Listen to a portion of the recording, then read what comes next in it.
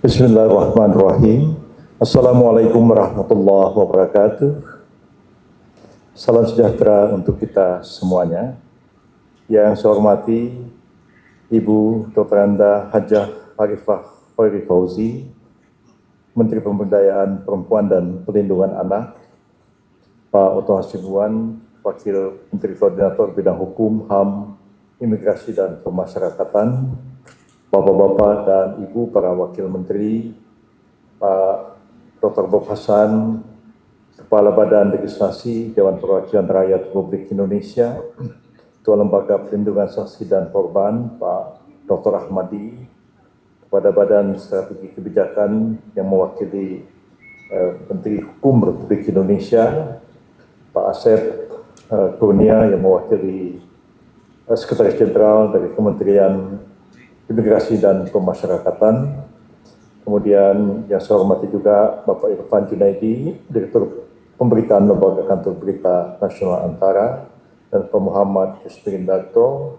Kepala Pusat Pemberitaan LPP Radio Republik Indonesia, para pimpinan tinggi media, hadirin hadirat yang saya muliakan.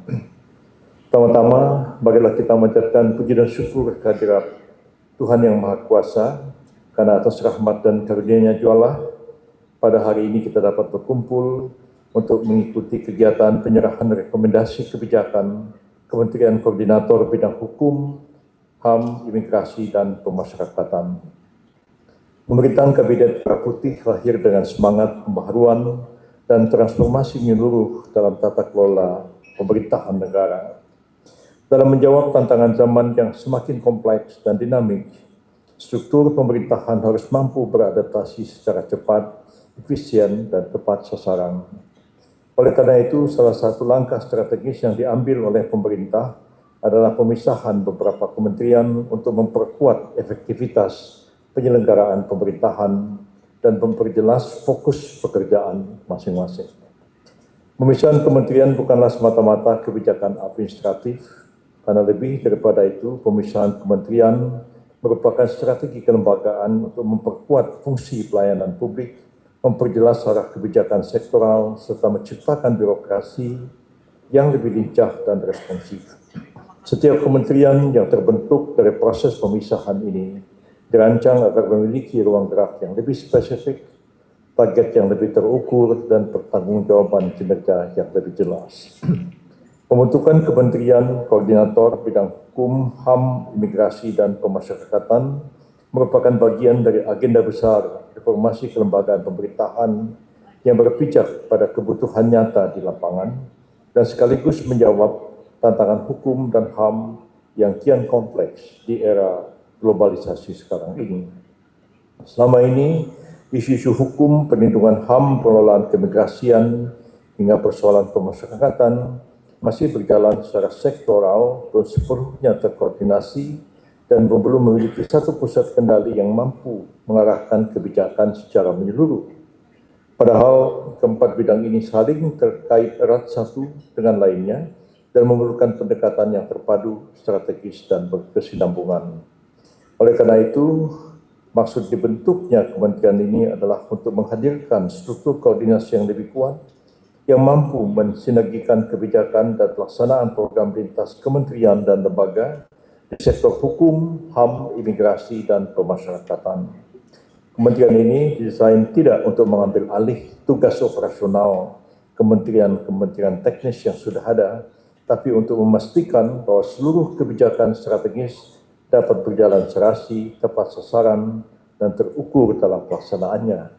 Selain pengkoordinasian terhadap kementerian dan lembaga, juga secara tidak langsung melakukan koordinasi antara lembaga-lembaga negara yang dibentuk baik dengan undang-undang seperti Komnas HAM, yang dibentuk dengan beberapa peraturan lainnya yang juga hadir pada kesempatan ini, lembaga saksi, perlindungan saksi dan korban, lembaga perlindungan, komisi perlindungan anak, perempuan, dan lain-lain sebagainya, memang perlu dilakukan koordinasi agar terpadu dan dapat melaksanakan tugas dan kewajiban masing-masing dalam mencapai tujuan bersama kita.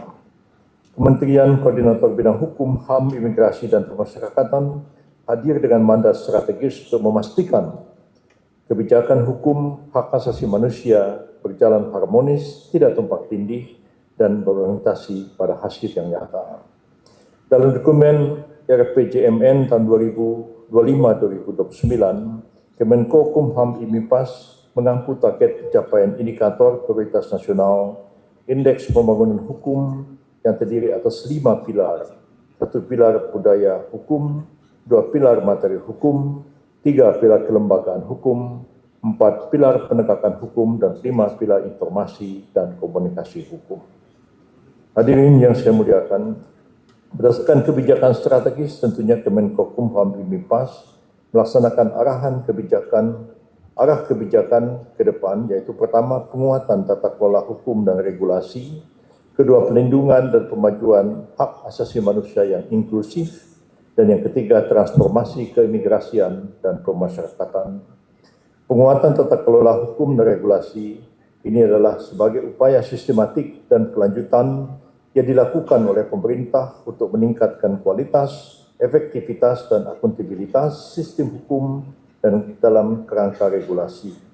Tujuannya adalah untuk menciptakan lingkungan hukum yang prediktif, yang adil, efisien, dan mendukung pembangunan nasional, pembangunan di bidang ekonomi, sosial, budaya, dan hak-hak warga negara.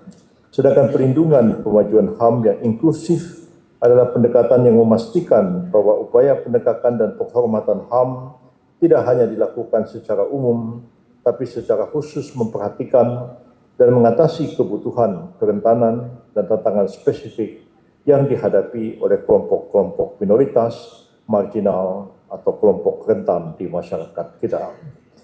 Pendekatan ini berakar pada prinsip fundamental HAM, yaitu universalitas, HAM berlaku untuk semua orang, dan non-diskriminasi, semua orang setara di hadapan hukum dan berhak atas perlindungan yang sama, namun menekankan perlunya tindakan afirmatif dan kebijakan yang disesuaikan untuk menjamin kesetaraan substantif. Transformasi keimigrasian dan pemasyarakatan yang sekarang ini juga menjadi fokus dari Kementerian Imigrasi dan Pemasyarakatan adalah upaya komprehensif untuk mengubah paradigma tata kelola dan layanan publik di kedua sektor vital tersebut agar lebih mampu melaksanakannya secara profesional, transparan, dan berdampak positif bagi masyarakat dan pembangunan nasional. Transformasi ini dengan satu benang merah utama, yaitu digitalisasi dan reformasi birokrasi. Hadirin yang saya muliakan, kehadiran Kementerian Koordinator Bidang Hukum, HAM, Imigrasi, dan Pemasyarakatan menegaskan bahwa pemerintah serius dalam menata sistem hukum nasional agar menjadi lebih solid, terintegrasi, dan berpihak kepada kepentingan rakyat. Ini adalah langkah-langkah strategis menuju birokrasi hukum yang lebih profesional, modern, dan berbasis pada prinsip keadilan substantif. Bagaimana kita ketahui bersama, tantangan di bidang hukum, HAM, imigrasi, dan pemasyarakatan memang semakin kompleks sejalan dengan perjalanan waktu. Perubahan sosial yang cepat, dinamika global, serta tuntutan masyarakat akan keadilan dan kepastian hukum menuntut kita untuk terus memperkuat koordinasi, sinergi, dan responsivitas kita dalam setiap kebijakan dan pelaksanaan tugas.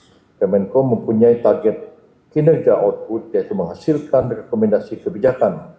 Untuk menghasilkan rekomendasi kebijakan tentunya telah melalui satu proses sinkronisasi dan koordinasi lintas sektor, kementerian, lembaga, dan instansi yang terkait, dan hal ini tidak akan terwujud tanpa adanya sinergitas semua pemangku kepentingan hukum, hak asasi manusia, imigrasi, dan pemasyarakatan.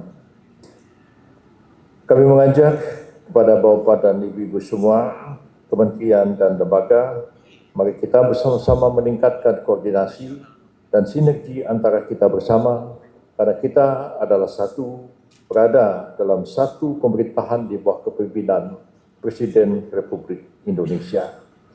Akhir kata, melalui penyampaian rekomendasi di bidang hukum, HAM, imigrasi, dan pemasyarakatan ini, saya mengajak seluruh jajaran untuk bekerja secara kolaboratif. Mari kita terus bergandengan tangan, memperkuat sinergi, dan meneguhkan komitmen kita dalam membangun sistem hukum yang berpihak pada keadilan, kemanusiaan, dan kepastian. Saya ucapkan terima kasih atas kehadiran dan partisipasi aktif dari Bapak dan Ibu semua yang telah hadir pada kesempatan ini. Semoga kegiatan ini membawa manfaat nyata bagi peningkatan kualitas kinerja kita dan kontribusi kita kepada bangsa dan negara. Semoga Allah SWT senantiasa membimbing langkah kita, memberikan kekuatan dan meridhoi setiap ikhtiar kita untuk membangun bangsa dan negara menuju masa depan yang lebih baik. Terima kasih. Wassalamualaikum warahmatullahi wabarakatuh.